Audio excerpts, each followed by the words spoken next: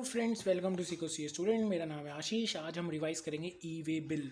ई way bill एक page की मैंने एक समरी बनाई है जो कि पेपर के लिए बहुत इंपॉर्टेंट है, लेकिन मैं कहूँगा आप फिर भी स्टडी मैट का है ना, लास्ट का वो जो पार्ट होता है ना, उसको एक बार पढ़ लें, आपको अच्छी तरह ई वे बिल समझ आ जाएगा। लेकिन पेपर के लिए क्या याद रखने की ज़रूरत है वो मैं बता देता हूँ।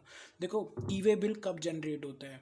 जब भी कोई मूवमेंट ऑफ गुड्स होता है ऑफ कंसाइनमेंट वैल्यू 50,000 से ज़्यादा, तो आपको ई वे बिल जनरेट करना मैंडेटरी हो जाता है। अच्छा, कंसाइनमेंट वैल्यू क्या होती है? क्या मैं 50,000 का गुड बेच रहा हूँ, क्या वो 50,000 से ज़्यादा है? हाँ, क्योंकि उस पर अभी जीएसटी भी लगेगा। देखो, कंसाइनमेंट वैल्यू का मतलब बस वैल्यू ऑफ द गुड नहीं होता, वैल्यू के साथ उसके ऊपर जो भी जीएसटी लगा है। फॉर एग्जांपल, अगर मेरा गुड 40,000 का है, उस पर 18% जीएसटी है, तो 40,000 के ऊपर मतलब उसका मैं 118% करूँगा, वो टोटल जो आएगा वो होता है कंसाइनमेंट वैल्यू। जीएसटी होता है value plus GST, sorry, consignment value होता है वैल्यू प्लस जीएसटी। अगर वो 50,000 से ऊपर है और गुड्स की मूवमेंट हो रही है, तो आपको ई वे बिल बनाना ज़रूरी हो जाएगा।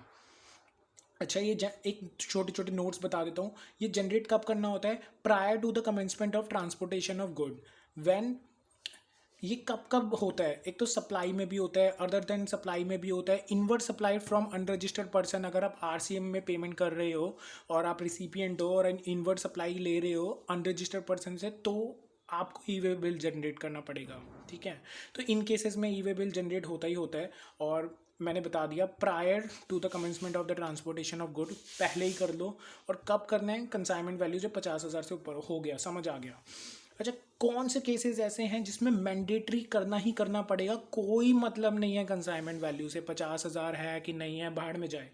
कब करना पड़ेगा? दो केसेस हैं। पहला केस है जब प्रिंसिपल से जॉब वर्कर पे सामान जाता है, तो भैया पुलिस वाले को थोड़ना है पता है रास्ते में कि वो भाई जॉब वर्कर के पास जा रहा है, तुम ड्यूटी तो उस पर कोई जीएसटी पे तो कर नहीं रहे, तो हमें कैसे पता चलेगा प्रिंसिपल से तुम जॉब वर्कर पे भेज रहे हो? तो प्रिंसिपल या एंड जॉब वर्कर अगर लोकेट कर रहे हैं डिफरेंट स्टेट में, तो उनको ई वे बिल जनरेट करना ज़रूरी पड़ जाएगा। या तो प्रिंसिपल करे या जॉब वर्कर करे, जो भी रजिस्टर्ड हो। ठीक है, बस कर दे। कब? ये डिफरेंट स्टेट की बात याद रखना, मतलब इंटर स्टेट हो रही है मूवमेंट, एक ही स्टेट में हो रही है तो कोई दिक्कत नहीं है पुलिस वाले को। जब लेकिन जब ये जैसे फरीदाबाद से जा रहा है ना दिल्ली, बीच में जब आता है बदरपुर, वहाँ पर पकड़ लिया कि भैया ट्रक जा रहा है, तो भाई पूछताछ हो जाती है। ठीक है, आगे बढ़ते हैं। अगर हैंडीक्राफ्ट गुड है, ठीक है, वो ट्रांसपोर्ट हो रहा है एक स्टेट से दूसरे स्टेट में, तो और कौन सा हैंडीक्राफ्ट गुड, कौन से पर्सन का? वो वाला पर्सन जो एग्जेम्प्ट होता है सेक्शन 24 के अंदर। अरे याद है वो पर्सन जो एग्जेम्प्ट होता है 24 के अंदर? मैं बताता हूँ।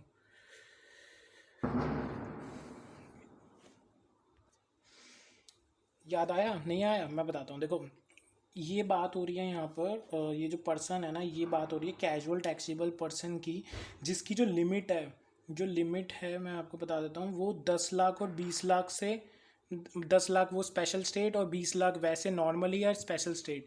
ठीक है, उससे अगर कम कम में बेच रहा है, देखो कैजुअल टैक्सेबल पर्सन सेक्शन 24 के अंदर कंपलसरी रजिस्टर करवाना हो जाता है, ये तो आपको पता है। लेकिन कुछ कैजुअल टैक्सेबल पर्सन होते हैं जो हैंडीक्राफ्ट गुड में डील करते हैं, उनको अगर उनकी लिमिट 10 लाख या 20 लाख से ऊपर उनकी टर्नओवर नहीं है, तो उनका एग्जेम्प्ट हो जाता है, उनको कोई ज़रूरत नहीं पड़ता। तो वो लोग अगर एक स्टेट से दूसरे स्टेट में जा रहे हैं, तो उन लोगों को भी ई वे बिल मैंडेटरी बनाना पड़ जाएगा। तो ये इंपॉर्टेंट था। ठीक है, who generate E way bill? अच्छा, ई वे बिल जनरेट कौन करता है? देखो, ई वे बिल के दो पार्ट होते हैं, एक तो part A, part B. Part A वो जनरेट करता है जो मूवमेंट कर रहा है गुड्स की, सप्लायर कह सकता हूँ मैं इसको क्वेश्चन में, या फिर अगर आरसीएम वाला केस है तो रिसिपिएंट, रजिस्टर्ड रिसिपिएंट। अगर सप्लायर तुम्हारा अनरजिस्टर्ड है तो वो पर्सन करता है यहाँ पर फर्निश। ठीक है, person causing movement of good. Part B कौन करता है? ट्रांसपोर्ट। ये इसमें ट्रांसपोर्ट की डिटेल्स होती हैं बेसिकली। ये फर्निश करता है जो ट्रांसपोर्टिंग द गुड्स, जो ट्रांसपोर्ट कर रहा है ट्रक वाला। ठीक है, इनकी भी एजेंसीज होती हैं। और अगर पेनल्टी भी है नॉन जनरेशन में, अगर पेनल्टी मान लो हमको तुमने जनरेट ही नहीं किया ई वे बिल, तो क्या पेनल्टी लगेगी? तो 10,000 रुपये या फिर जितना भी टैक्स उस पर बन रहा था। ठीक है, तो विच एवर इज़ हायर, ये आपकी पेनल्टी बन जाएगी। Plus conveyance shall be liable to detention और सीजर वाइल ऑन ट्रांजिट। तो ट्रांजिट पे है तो जो भी कन्वेंस है, ट्रक है, जो भी टेम्पो है, वो भी सीजर कर लिया जाएगा।